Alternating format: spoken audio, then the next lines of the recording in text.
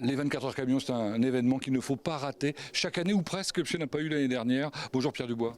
Bonjour Pascal, bonjour à tous. Alors Pierre, vous êtes l'éditeur délégué du magazine France Route, organisateur des 24 heures camions. Vous, depuis combien de temps?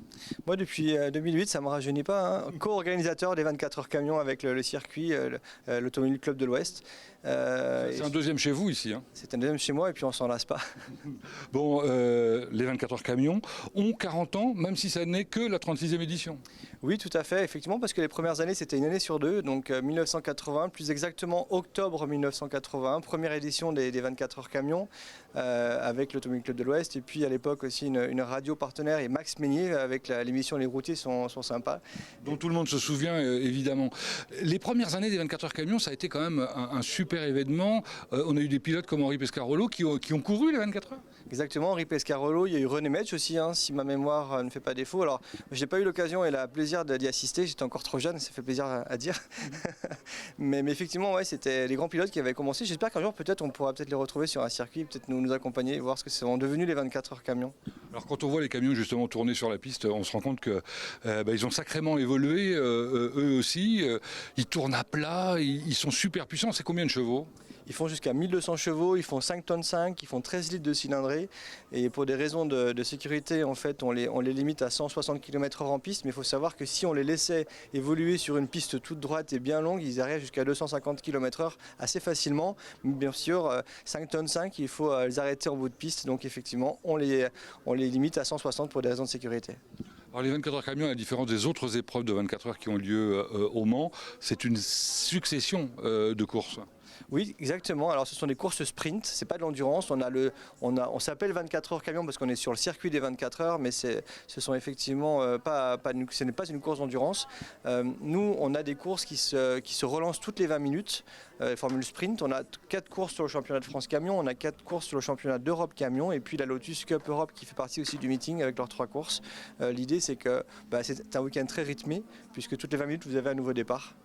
Bon, je vois derrière vous qu'il y a des voitures aussi qui courent, mais ça c'est juste pour le plaisir. C'est pour le plaisir et puis voilà quoi, il faut aussi contrebalancer, il faut aussi trouver aussi des animations autres et il faut plaisir à tout le monde. C'est vrai que du coup on a forcément des passionnés de camions, mais des passionnés de compétition aussi. C'est pour ça qu'on se fait plaisir avec des courses de voitures. Ce week-end on a la Lotus Cup Europe qui joue avec nous sur le circuit Bugatti. C'est elle qui effectivement est sur la piste derrière vous en ce moment. Le village est particulièrement animé. Est-ce que ça veut dire que vous avez réussi votre pari après une année Covid, donc pas de compétition? Vous avez réussi à récupérer votre public? Oui, alors c'est l'année des 40 ans des 24 heures camions, mais c'est aussi l'année du grand retour parce qu'on a été absent ici sur le circuit Bugatti l'année dernière, ça nous a terriblement manqué et on n'a pas eu le choix, on s'en excuse, mais en tout cas on est vraiment content de revenir et vous retrouver tous sur le circuit du Mans. En tout cas, on ne pensait pas mobiliser autant de personnes. Pour l'instant, on a vu que ça commençait, c'était bien plein en tout cas sur les parkings. Ça faisait déjà la fête hier soir assez tard, on sent qu'ils ont envie que nos visiteurs ont envie de se retrouver et de s'amuser ce week-end sur le circuit du Mans. Deux mots sur les pilotes et les teams, c'est de plus en plus professionnel évidemment, d'ailleurs ceux qui dominent le championnat sont des professionnels. Il y a toujours malgré tout quand même des amateurs et puis j'allais dire un esprit famille dans l'ensemble. Effectivement, donc en compétition en fait c'est ce qui fait aussi l'attrait des 24 heures camions et aussi du championnat de France camion. Ce sont des teams qui sont semi-professionnels, ça veut dire ce n'est pas leur activité principale, par contre ils ont un niveau professionnel et avec des très beaux stands, des très beaux camions, hein. Je ne sais pas si vous avez remarqué depuis le temps que vous venez aussi nous accompagner sur ces 24 heures camions, en fait on voit les camions qui évoluent et très familial parce qu'effectivement le public vient en famille, principalement des travailleurs du monde du transport qui du coup laissent le camion de la semaine et puis ils reprennent parfois pour revenir aux 24 heures camions. Mais surtout par contre ils viennent pas seuls, ils viennent avec la famille, c'est l'occasion de partager la passion et puis de passer un moment sympa, une sorte de week-end vacances en fait en mode camion. Et quand on dit famille, on dit vraiment tout le monde, c'est-à-dire que les femmes sont là présentes, d'ailleurs elles sont là aussi pour la course. Elles sont là pour la course et elles sont là aussi pour la gestion de la course puisque du coup on a effectivement 2 pilotes ce week-end féminines sur les 24 heures camions sur le championnat français. On a une pilote féminine, alors en France on a Alia qui a 17 ans et Jennifer. Sur le championnat d'Europe on a Stéphie Alm qui avait d'ailleurs gagné aussi la Coupe de France camion il y a quelques années. Et puis on a aussi en direction de course notre directeur le directeur de course du championnat de France camion est une dame, elle s'appelle Pauline, elle a 35 ans et c'est elle qui mène d'une main de maître ce championnat. Et puis si on va encore plus loin, la conductrice qui emmène les camions dans le tour de formation, c'est une pilote féminine également, elle s'appelle Nadège. Donc en fait les 24 heures camion et le championnat de France est très girly cette année. C'est sympa. Bon, pour terminer, j'ai découvert que chez vous, on innovait en matière de carburant. C'est sur les camions qu'on va passer à des carburants, j'allais dire verts. Exactement, on travaille depuis des années dessus.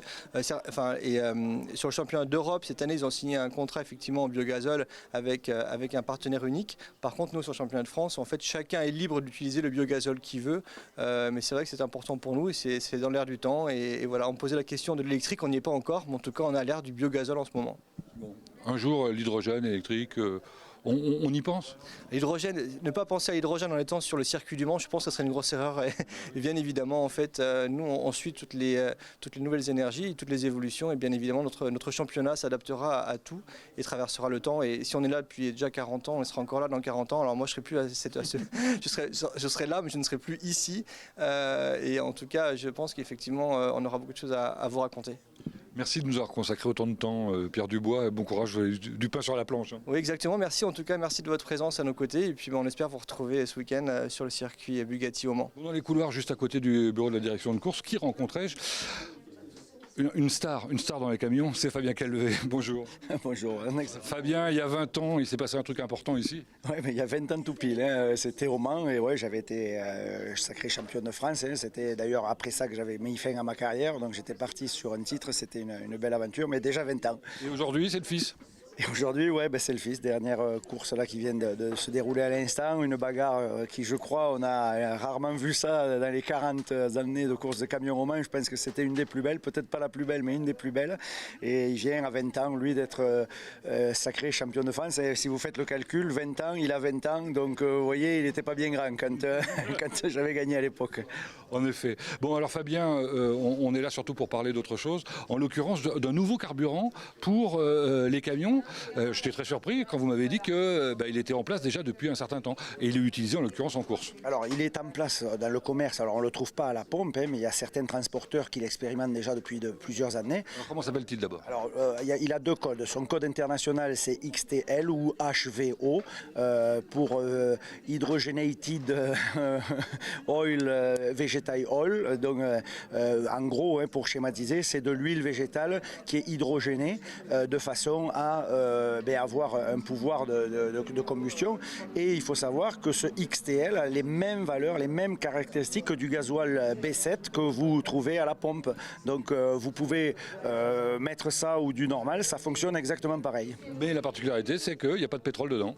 Zéro fossile et surtout, autre particularité, il y a plusieurs carburants verts qui existent. Il y a également l'oléosan, le B100, ce qu'on appelle des esters. Hein, c'est à base de colza que l'on cultive et que l'on transforme. Là, le HVO, c'est pas du tout son cas, c'est à base de recyclage. Donc il a une double vertu verte, hein, puisque on fait du recyclage avec des déchets, à savoir de l'huile. Alors je vais schématiser, hein, c'est pas tous les McDo qui en produisent, mais on récupérait de l'huile de la friteuse de McDo, on le nettoie, on le purifie, on l'hydrogène, on y met une petite molécule d'hydrogène à l'intérieur et ça devient du HVO. Alors je vous l'ai fait très simple, hein, mais c'est la preuve qu'on peut se servir de nos déchets pour faire marcher nos moteurs diesel tant décriés, parce que cette chasse à la sorcière pour le diesel, c'est une hérésie, hein, parce que c'est vraiment absolument pas polluant, surtout pour les camions. Des camions aujourd'hui en norme Euro 6 polluent 10 fois moins qu'une simple voiture. Hein. Donc il faudrait un peu remettre les choses à leur place et arrêter tous ces lobbying. Mais en tout cas, il y a des solutions alternatives et le moteur diesel ou la conception du moteur diesel n'est pas encore morte. Alors à quand à la pompe pour les voitures justement par exemple ?